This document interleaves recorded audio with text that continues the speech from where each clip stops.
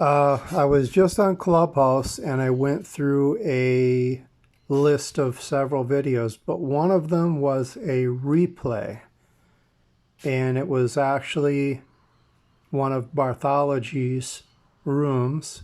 And so it's very long, but I found a part where Darth Dawkins did come in, maybe midway, more or less, into the video.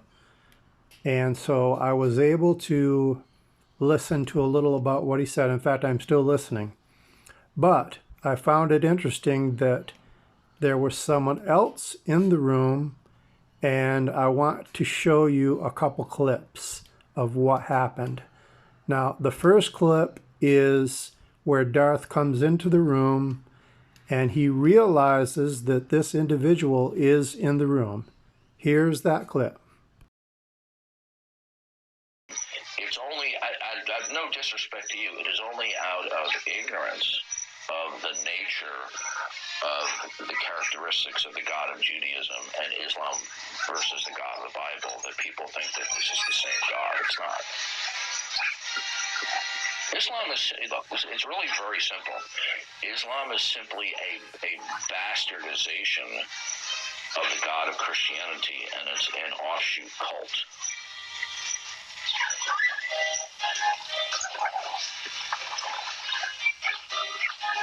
I think Mormons would argue against that.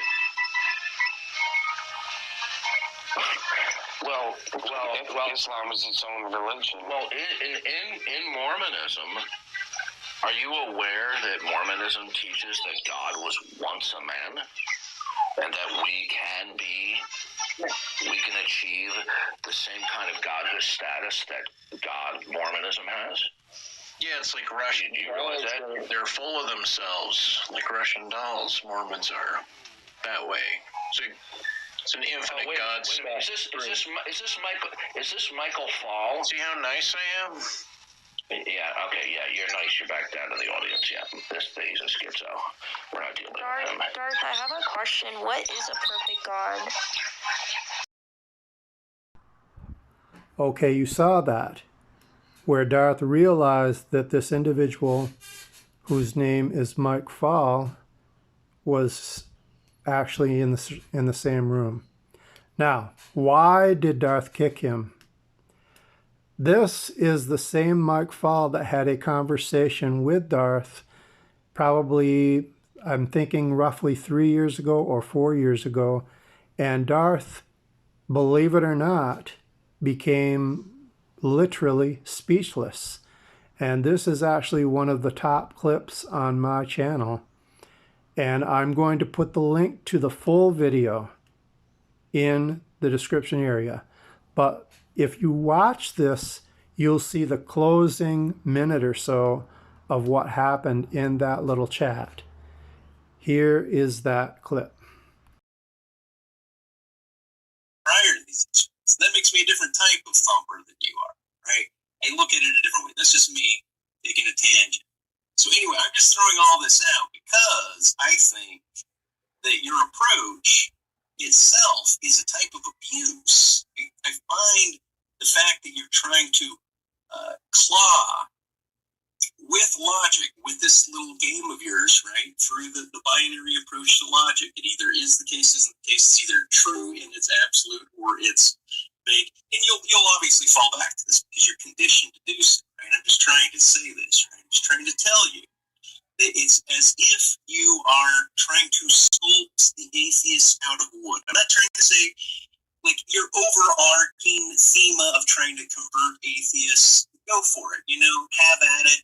Haas, to use the Young Turks' use of Bonanza phrase, have at it. Go at it. Fine. Do God's work. Do God's will. Use your little carving tool.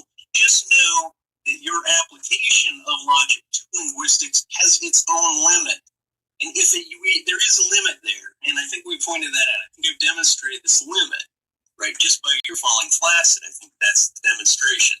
You cannot uphold. Because of that limitation, right, and because you are not able to speak outside of the general off and on binary logical bringing other people to the road shtick, because you're not able to do so, I think you have failed the fight. I think you're failing by attributing laws of logic to all forms of linguistics. There, I've said my piece. You've convinced me, Mike.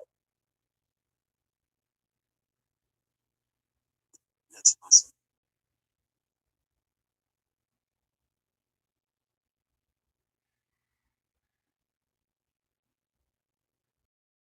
So you see what happened is that Darth had mod powers in that particular instance, where in the first clip, I don't think he did. He was in someone else's chat room. And so, of course, knowing the wonderful character that Darth is, he went ahead and did not accept that Mike was in there and completely suppressed him. Thank you.